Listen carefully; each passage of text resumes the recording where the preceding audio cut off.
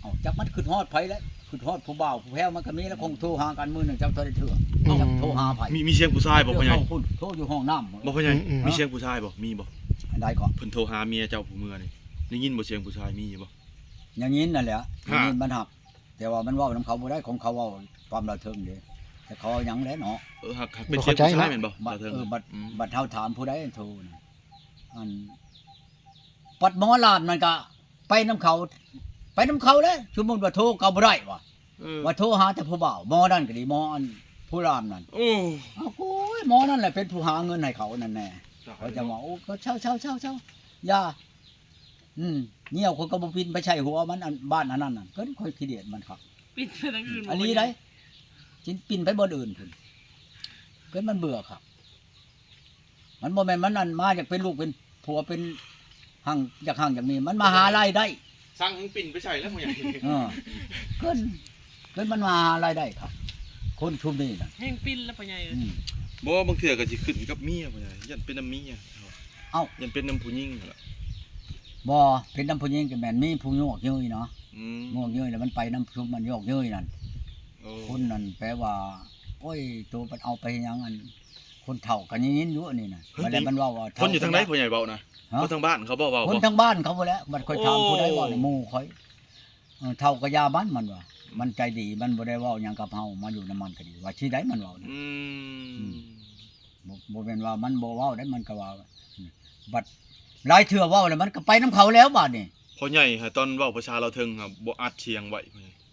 ค่อยบ่ได้ แล้วก็ให้คนฮู้ประชาน่ะแปลให้บัดให้ลามเขาแปลให้ ค่อยอัดเนี่ยนะ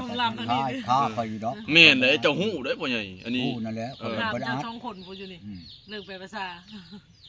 มันบัดลังเทื่อว่าค่อยอยู่เทิงมันอยู่หลุมแม่นบ่มันก็เว้าอยู่พี่เด้ เขาก็อัดเสียงมันก็ปะโทรศัพท์อยู่เทิงเขาก็ย่างลงมามันเข้ารุ่นแล้วแหละเสียง นั่นแหละค่อยกับบ่ได้เฮ็ดแม่นคือว่า โอ้คิดว่าเพิ่นสิบ่มื้อเนาะพ่อใหญ่เนาะคิดว่าสิอยู่สิดี เว้าอะไรกะไผสิไปคิดในนั้นคือกันกับวานนี่มื้อแหละปัดเฮือนปัดชานอยู่เนาะนึ่งข้าวนึ่งน้ำยาแล โอ้ ค่อยก็บ่ได้คิดแล้วก็ให้ก็บ่ได้ให้กัน มันรักเมื่อโลดไผสิฮู้จักเจ้าสิฮู้จักบ่คันว่าในนั้น โอ้โหแหละพ่อใหญ่นี่คือพ่อใหญ่นี่แหละ จังหวะนั้น ก็เป็นเฮากับผู้แล้วไปเก็บมะม่วงคือพ่อใหญ่แหละ แล้ว เอาไปต้อนเมียแล้วเพิ่นมาเพิ่นเมียบ่เห็นบาดนี่ เมื่อเนาะไปเก็บมะม่วงมานั่นแล้วคงสิมาเฮ็ดนั่นต้มอันนี้แม่เฒ่าก็ว่าต้มหลายๆเด้อ ก็โตมันเองแล้วบอก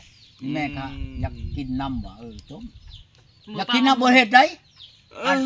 เฮ็ดอันว่าโอ้ยเฮ็ดหลายเอามื้อให้แม่ในนั้นก็มันบ่ขึ้นในนั้นน่ะ บ่พ่อใหญ่ ก็ไม่ค่อยนี่ได้เป็นผู้เฮ็ด บ่เป็นคนขี้คร้านบ่พ่อใหญ่ มันกายขี้คร้านจักขี้หยังจักขี้ที่จักขี้ดุ บ่แล้วบ่แล้วขี้คร้านมันยังมีคนขี้คร้านกว่าบ่แลเนาะ โอ้ยกายมันคร้านอันนอนอยู่นี่มันบ่ค่อยให้ไล่งัวเข้าคอกนี่ยังว่าโอ้ยค่อยขี้คร้านอันนี้มันบอกโลดนี่น่ะอ้าวโคตายเจ้าบ่อยู่พิชังเจ้าเฮ็ดพิชังว้าวใช่ก่อย พักหญ้าคาคิงก็บ่เฮ็ดนำพ่อใหญ่เนาะนี่ มันประเทศพิชังเจ้าตะกี้ค่อยว่าให้เก็บบางหิ้วนี่เก็บใส่กระสอบเก็บแล้วมันแก่ได้เอามื้อให้แม่เฒ่าหมอนดักหมูนี่ก็ยังบ่มีเบาแลอยู่ในเฮือนนั่น มันหมอนน้อยๆไปเดียวบ่พ่อใหญ่ จักสิแม่นจักชัตวัตร ปอ เชื่อ ด ปูนอนอยู่ในเฮือนนั่น มัน แก เป็น จำกันกับพี่ชังนี่มาให้ค่อยปุนอนนั่นในเฮือนนั่น บ่เจ็บหลังบ่พ่อใหญ่ อ้าวก็เจ็บเด้เนาะมันแข็งคือกันกับมันถือกันน้ำนี่นะงิ้วถึงน้ำถึงหยังนี่มันแข็งแบบหมอนก็นี่มันถึงน้ำนี่มันแข็งแบบนี้นะ มันแปรลงแล้วพ่อใหญ่เนาะ เต้าเขาบ่ปากหมอนที่หมุนน่ะก็ค่อยน่ะช่องหน่วยอยู่ในเฮือนนี่ช้อนกัน มันมาอยู่นี่มันก็ช่องหน่วยอีกมาพัดลมก็ทั้งใต้ตีนหน่วยนึงทั้งหัวหน่วยนึง ข้างๆหน่อยนึง ทั้งข้างอีก เนาะ มัน พ่อให จำ ญ่ ได้ฉะนั้นอยู่ในนี่น่ะเมื่อหาเฮือนมันนั่นฮ้อนจนว่าเฮือไหลชัดๆนี่กับบ่ได้มีอยากกินน้ำเย็นเด้ว่าฉันมีตู้หยอกตู้เย็นบ่มีจำได้ฉัน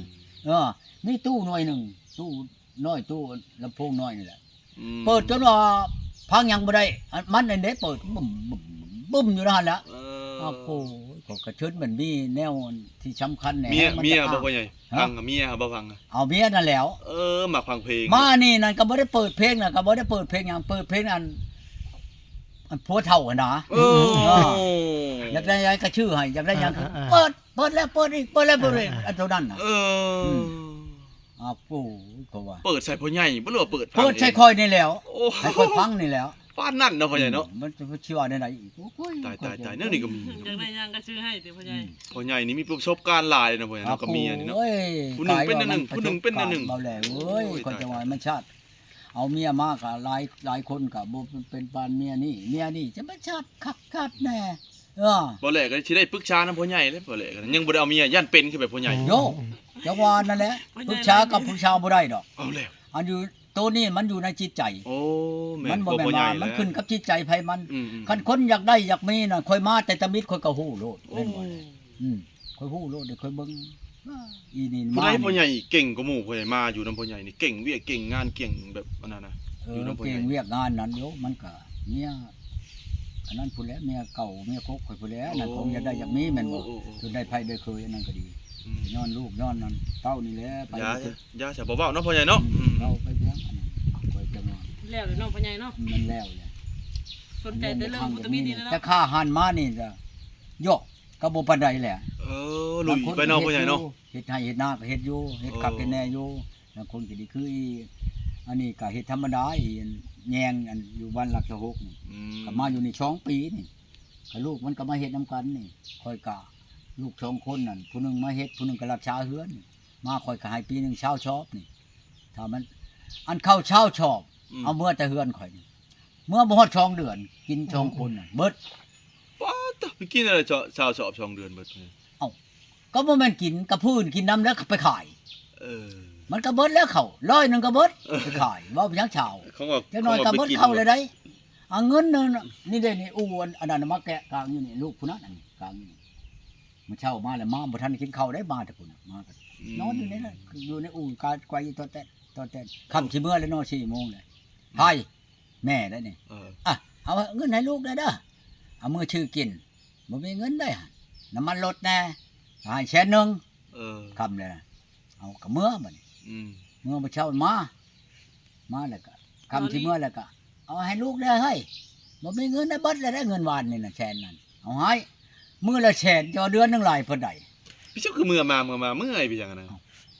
เมื่อแล้วมื้อนอนอยู่พุ่นเด้มื้อเช้าแล้วมา ไม่ไปจัง มา เดี๋ยว กิ พุ่ น น เอามาเอาเงินน่ะ โอ้ยตายแล้ว บ่ผู้หนึงกับผู้หนึงลูก2 คนน่ะ ขนาดเบาแหลกก็ยังบ่ได้ฮอดมื้อละแสน มาน่ะ ถูกตายแล้วบ่ จะ ยัง ว่า เป็นนั่น ปอ น่ะ ที่ข่อยฮับบ่ปากเด้อันนี้ข่อยบ่ได้เว้าหยังได้นี่เมื่อนี่ จ้า เมื่อ สัตว์ว่าเฮ็ดใส่พ่อใหญ่เนาะพ่อใหญ่เนาะ โอ้ ไม่ใช่ เป็นอันนั้น เนาะพ่อใหญ่เนาะ